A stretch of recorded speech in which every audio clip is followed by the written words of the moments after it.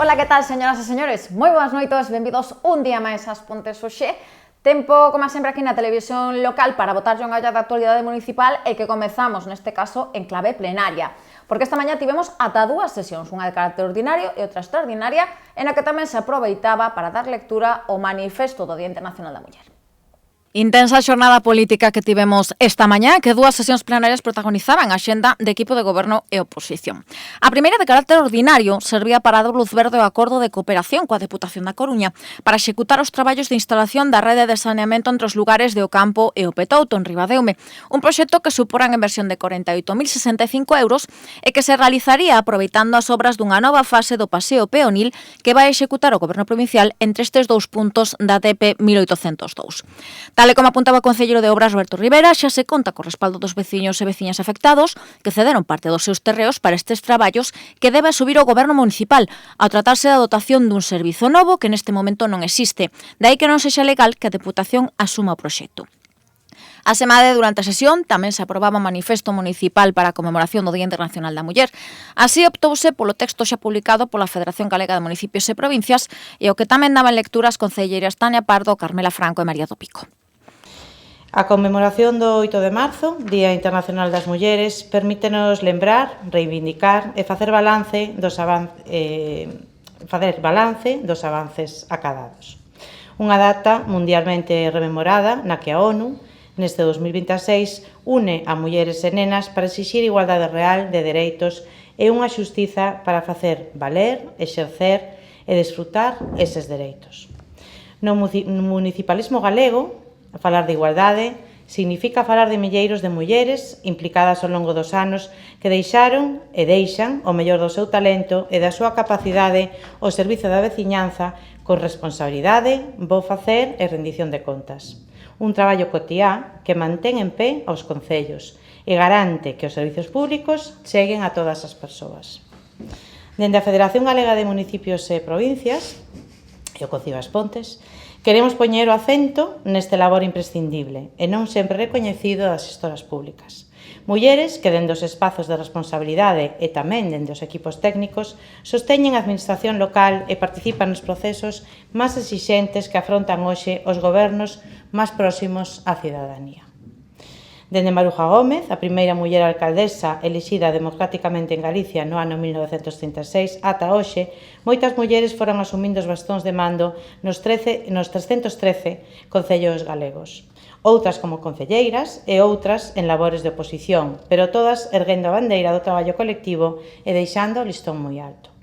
De feito, compre engadir que máis do 42% das concellerías nos municipios galegos están ocupadas por unha muller, malia que só o 22% son alcaldesas. Falamos de mulleres traballando en ámbitos e funcións chave na xestión municipal como a planificación de servizos, o deseño dos povos e das cidades, a xestión económica, a contratación pública ou programando e prestando servizos á comunidade. Un traballo constante e rigoroso, absolutamente esencial para garantir a continuidade, a estabilidade institucional e a mellor atención, mesmo en situacións complexas como recentemente aconteceu coa pandemia da COVID. Na actualidade, esta experiencia resulta determinante para facer fronte a un dos maiores desafíos do municipalismo, como foi a xestión dos fondos europeos do Mecanismo de Recuperación e Resiliencia, coñecidos como Next Generation. Nunca antes os concellos e deputacións tiveran que xestionar recursos de tal dimensión, cunha exixencia técnica que require coñecemento normativo, vanguarda, organización, coordinación e unha planificación precisa. En Galicia, unha parte moi significativa desta responsabilidade recae nas mulleres. Ese foi o motivo de poñer este 8M o foco nas mulleres como xestoras transformadoras dos seus povos e cidades, facendo gala dun compromiso e recoñecemento do territorio que posibilita que os investimentos non se concentren só nas grandes núcleos urbanos, senón que contribúan á cohesión territorial de toda Galiza e a un desenvolvemento máis equilibrado. Este liderado político e institucional implica tomar decisións, establecer prioridades e garantir a transparencia no uso dos recursos públicos, con rigor e unha base sólida que reforza a confianza da cidadanía nas institucións. En todos os contextos políticos, a igualdade real e efectiva entre mulleres e homes non pode entenderse como unha cuestión secundaria, senón como unha condición necesaria para a eficacia e eficiencia das políticas públicas. Non hai política sen igualdade, non hai xestión sen mulleres, non hai democracia real sen paridade. Por todo iso debemos seguir defendendo o feminismo como movemento político, social e cultural civilizatorio, indispensable para combater todas as formas de desigualdade, discriminación e violencia. É indispensable para reforzar a participación activa das mulleres na política local, pero tamén na economía, na educación, na investigación e na tecnoloxía. E, por suposto, é imprescindible para fornecer e ampliar a actual axenda pública con novas respostas a vellas preguntas, con novas solucións para vellos problemas. Neste 8 de marzo, na FEGAM, reafirmamos, e no Concello das Pontes, reafirmamos o noso compromiso para seguir visibilizando as mulleres como xestoras do público, exercendo o poder e eliminando barreiras que aínda dificultan o seu acceso aos postos de responsabilidade. Temos a oportunidade en Galiza de seguir pululando por un modelo municipal de desenvolvemento sostible, social, económico e medioambiental, centrado nas persoas, con perspectiva de xénero, con miradas máis plurais e coa igualdade impregnando a organización e a xestión dos concellos. Invitámosvos a que durante todo o ano, pero especialmente nestas datas tan simbólicas, estimulemos conxuntamente a visibilización destes logros escritos con nome de centos de mulleres, que abrazamos espazos de participación para todas, que reforcemos a colaboración e o liderado de todas elas. Traballemos para que os retos e desafíos que temos por diante se afronten dende o principio de igualdade, recoñecendo as mulleres non só como protagonistas da igualdade, senón como xestoras do cambio, responsables directas de construir dende o ámbito local un mellor futuro. Cando unha muller avanza, ningún home retrocede. Cando unha muller avanza, todas dan un paso ao fronte. Moitas grazas.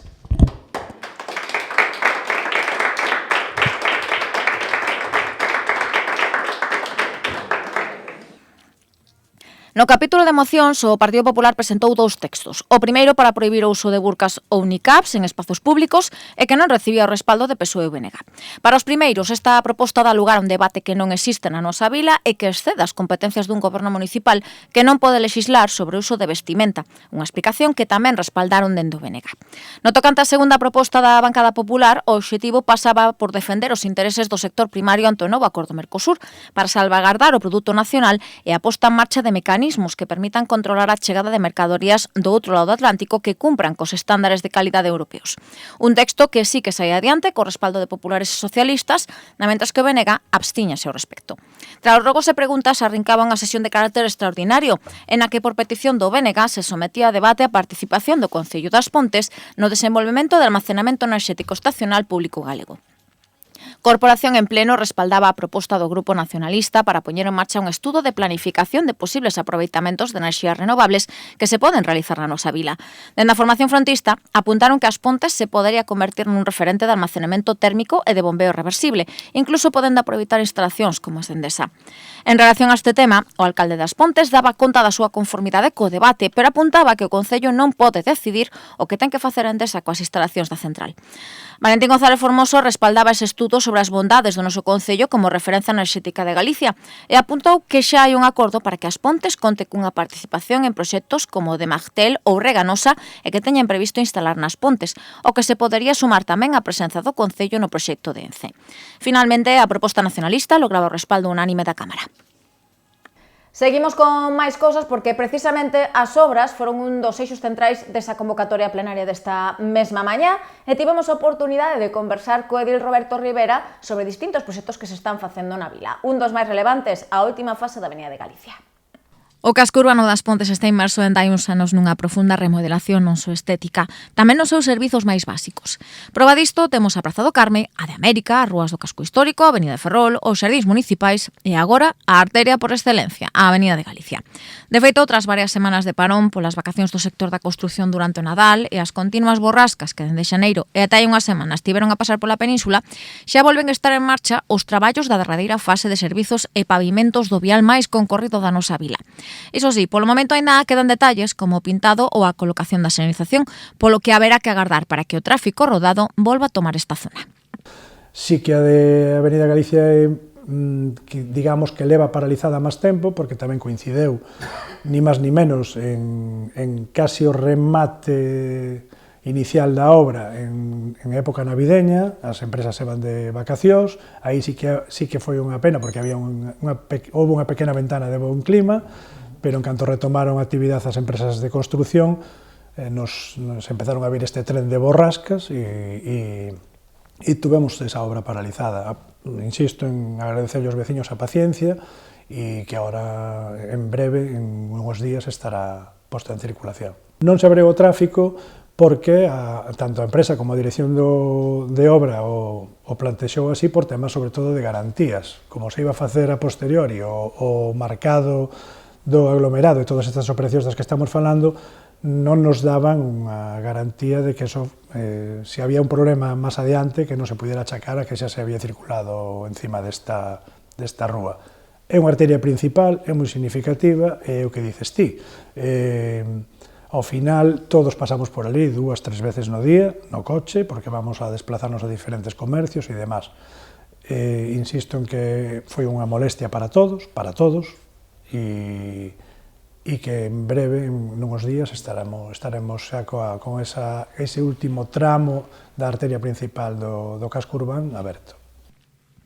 O edil de Obras quixo agradecer a paciencia da veciñanza non só afectada por estes traballos, senón tamén polos que se están a desenvolver noutros puntos, como a Rúa das Anduriñas, a Praza do Barreiro ou a Avenida da Habana. Obras complexas que van levar o seu tempo, pero que pagan a pena para mellorar non só a calidade de vida da veciñanza, senón tamén para cumprir coa normativa vixente. De feito, Rivera apuntaba ante os nosos micros que, ademais destes proxectos xa en marcha, se está a traballar con celeridade na licitación e adxudicación de novas obras, que serán relevantes e que permitirán continuar con esa política municipal en prol da mellora da seguridade, a estética e os servicios para a cidadanía. Realmente temos ahora unha serie de obras arrancadas, outras que están en proceso de licitación, que salirán en breve e se empezarán a desarrollar ao largo deste 2026. Vai haber unhas cuantas obras máis. E decirlle aos veciños que señan tolerantes, as obras hai que facelas, estamos sometendo o pobo a unha reforma importante e creo que redonda no beneficio de todos, tanto non só que se ve en riba do chan, non estamos falando simplemente de poñer as plaquetas bonitas e un aglomerado novo e tal, estamos falando tamén de todo o que vai por debaixo destas obras que se fai. Estamos facendo un traballo moi importante de separativa de augas pluviales de augas residuales, que se nos demanda empezan a demandarse xa desde organismos e entidades superiores aos concellos, e nosotros xa nos estamos adecuando a todas estas demandas. En un período moi corto de tempo teremos o pobo perfectamente estruturado en este tema. Entre estes novos proxectos, dende o Concello veñen de anunciar a adxudicación dos traballos de mellora viaria no Parallo ou licitación xa en marcha, como as de novas fases na Rúa Pardo Bazán e na Avenida de Lugo, e que se suman a proxectos como a Rúa do Sol, a Rúa Ponte de Ome ou a Casilla, que tamén se porán en marcha nos vindeiros meses. Tamén hoxe lles damos conta dun novo contrato, dunha nova licitación que se acaba o Concello das Pontes, neste caso para a recollida do colector marrón. O Concello das Pontes ven de licitar o contrato correspondente á recollida, transporte e a planta de tratamento de soga Manarón do colector orgánico, máis popularmente coñecido como colector marrón. O Goberno municipal vai destinar 61.028 euros a estas tarefas, mentres que a empresa xudicataria vai ser encargada durante os 10 meses de vixencia do contrato de aportar tanto persoal como os vehículos e material necesarios para realizar esta recollida 2 veces por semana en horario diurno. Así as cousas, vanse instalar unha trintena de colectores marróns no casco urbano para dar servizo a algo máis de 3.600 vivendas e que permitirán que os veciños e veciñas melloren o seu proceso de reciclaxe, depositando nestes novos colectores os restos orgánicos e deste xeito reducindo o custo que supón a separación deste tipo de refugallos. As empresas interesadas en presentarse esta licitación poden consultar as bases da mesma na web aspontes.org, mentres que o prazo de presentación de ofertas manterase aberto ata o vindeiro día 12. Visitamos agora o Departamento de Benestar Social, porque xa lles falábamos antes de que hoxe se daba lectura ese manifesto do Día Internacional da Muller, do 8M, pero aquí non quedan as actividades impulsadas dende a Concellería que dirixe Tania Pardo para conmemorar esta data. De feito, esta fin de semana arrinca un interesante obradoiro de solo pelviano. A Consellería de Benestar Social vai incorporar unha novidosa actividade ao seu programa anual sobre o Día da Muller e que se celebra este domingo día 8. Así, ademais de clásicos como actividades lúdico-educativas para os escolares, charlas e contacontos ou teatro en prol da igualdade, neste 2026 a Consellería que dirixe Tania Pardo vai celebrar un novidoso obradoiro de solo pelviano. De feito, este mesmo sábado teremos a primeira das dúas sesións deste taller que vai impartir a fisioterapeuta Candela Carregal na aula polivalente da Casa do Peso. Trátase dun obradoiro cun total de 5 horas de duración, totalmente gratuito, pero con prazas limitadas que se vai impartir en horario de 10 a 12:30, tanto este sábado como o vindeiro día 14. O obxectivo pasa por axudar as participantes a entender a importancia deste grupo de músculos no seu día a día e a usar sinxelos exercizos e ferramentas para cuidalos a diario. A semade tamén se abordarán temas e dúbidas sobre a súa relación con problemas como a incontinencia urinaria, a dor menstrual ou a menopausia. Como apuntábamos, as prazas son limitadas, pero ata mañá ainda é posible anotarse no Departamento de Servizos Sociais mediante o teléfono 981 44 1008 ou ben no formulario electrónico que se pode atopar nas redes sociais do Concello das Pontes.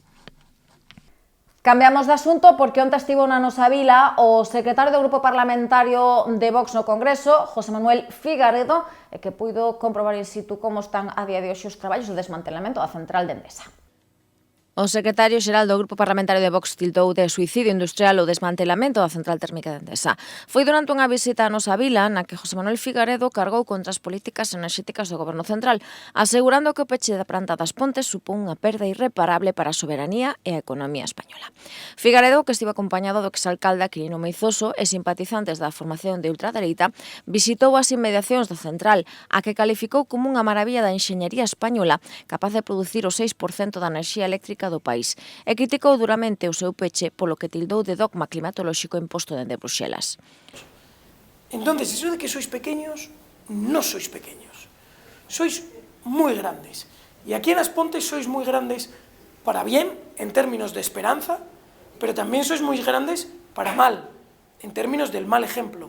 Lo que se está haciendo con la térmica, esto es un puto desastre de proporciones bíblicas, que es un ejemplo perfecto de lo que no se debería repetir nunca, jamás, en ningún sitio de España.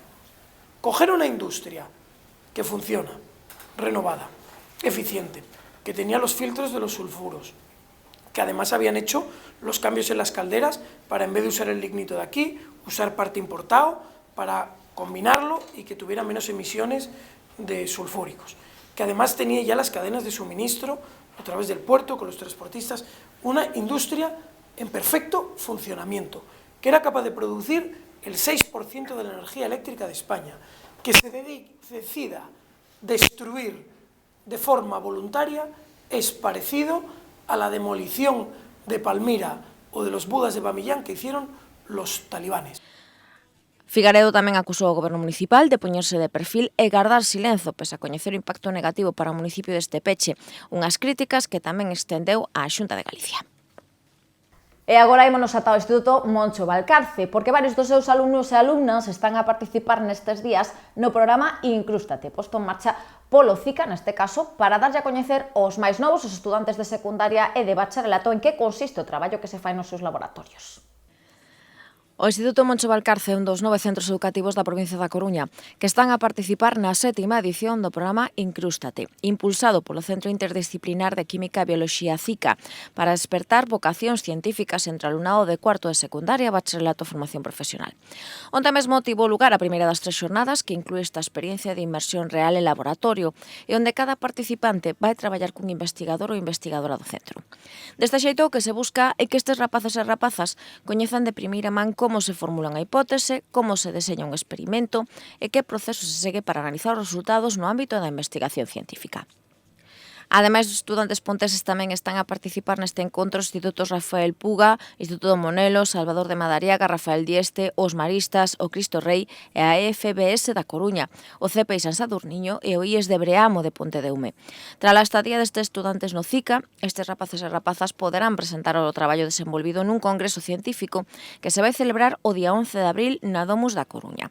Ali van expoñer os seus proxectos en formato póster e demanda unha intervención oral ante un xurado especializado. As 4 iniciativas finalistas poderán realizar posteriormente unha estadía de ata 2 semanas no CICA para profundizar nas súas investigacións. E falamos xa da xenda cultural, falamos de actividades, neste caso para os máis novos da casa, porque mañá regresan os xoves na Biblio. E precisamente, coincidindo co Día Internacional da Muller, van a dedicar a proposta de mañá á tarde a conmemorar esta data. Rosa e Azul é o nome do proxecto do que poderemos desfrutar na Casa do Peso. Xoves na Biblio tamén se suma as actividades dedicadas á conmemoración do Día Internacional da Muller. De aí que para esta semana aposten por un contacontos dirixido a romper clichés e estereotipos e fomentar a igualdade entre nenos e nenas. Trátase da proposta Rosa e Azul, unha función dirixida a crianzas de 5 anos en diante e que poderemos desfrutar mañá no escenario da Casa do Peso dende as 6 da tarde. A función chega da man da compañía Pérez e Fernández, integrada por Manu Fernández e Victoria Pérez, e pretende afondar na igualdade e na diversidade mediante unha serie de contos que tratan de rachar cos estereotipos de xénero e o binarismo que nos chega imposto dende que nacemos. Mediante a manipulación de xoguetes e monicreques artesáns, mesturaránse historias reais con contos de ficción que xiran en torno ao respeto, o amor, a tolerancia e a diversidade. Rosa e Azul será de entrada libre ata completar aforo. E para o público máis adulto temos aínda pendente esa visita a Santiago de Compostela para desfrutar da última produción, neste caso do Centro Dramático Galego, que vén de adaptar o clásico de Shakespeare Hamlet. Será o día 26 de marzo, cando poidamos desplazarnos neste caso ao Salón Teatro de Santiago de Compostela, pero iso sí, ata o día 20 aínda nos podemos anotar, xa que as prazas son limitadas. A Concellería de Cultura manterá aberto ata o día 20 deste mes o prazo para anotarse na saída que terá como destino Santiago e o Salón Teatro da Zona Bella para desfrutar da última montaxe do Centro Dramático Galego, Hamlet. Así, o vindeiro día 26, ás 6 da tarde, todo aquel veciño ou veciña que o desexe poderá desfrutar deste gran clásico da literatura universal dirixido por Tito Asorei e con grandes da interpretación como Sergio Belaira, Cristina Andrade, Yolanda Muiños e Belén Constela, e por tan só un prezo de 5 euros. Grazas ao programa de mobilidade da compañía, o obxectivo é fletar autocares que permitan que os veciños e veciñas doutros municipios se acheguen a Santiago para precisamente desfrutar desta nova versión do clásico de Shakespeare e que durante os meses de marzo, abril e maio vai ter o Salón Teatro da cidade de Compostela como escenario. En canto ao programa da xornada, o autocar municipal partirá ás 3:15 da estación de autobuses. A función será ás 6, como dicíamos, e xa contra das 8:15 regresará a expedición ás Pontes. Para participar, abonda con anotarse presencialmente na Casa do Peso e ali aboar os 5 euros da entrada da función ata o día 20 deste mes como data límite. As prazas son limitadas. Mais preto da casa, non ter que ir a Santiago, nos queda o Museo Etnográfico de Montecaxado. De feito, no pasado domingo contan cunha nova mostra expositiva temporal, protagonizada por distintas pezas do colectivo dos Amigos da Madeira. O Museo Etnográfico de Montecaxado conta xa cunha nova exposición, iso sí, temporal, e que se son os diferentes obxetos que encalanan os andéis e corredores deste espazo. Así, ata o 15 de abril, ao pasar por este museo, tamén poderemos desfrutar da mostra de artigos elaborados polos integrantes da Asociación Amigos da Madeira. Unha colección de pezas torneadas e talladas polos socios e socias do colectivo que acompañan aos espazos dedicados á escola, á labranza, ao folclore ou á emigración nos que se divide o Museo Etnográfico.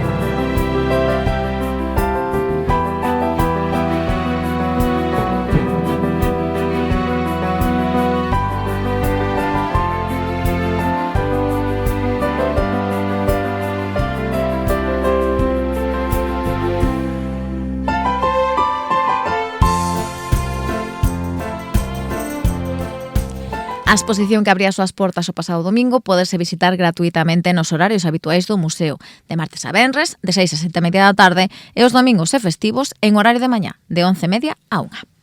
Pois así rematamos, señoras e señores. Como sempre, lembrarles que a información continúa nas redes sociais e na web do Concello das Pontes, mañá en Radio Metenda 1:30 da tarde, e nos regresamos aquí á noite dende as 9:30 con máis servizos informativos. Teñan moi boa xornada.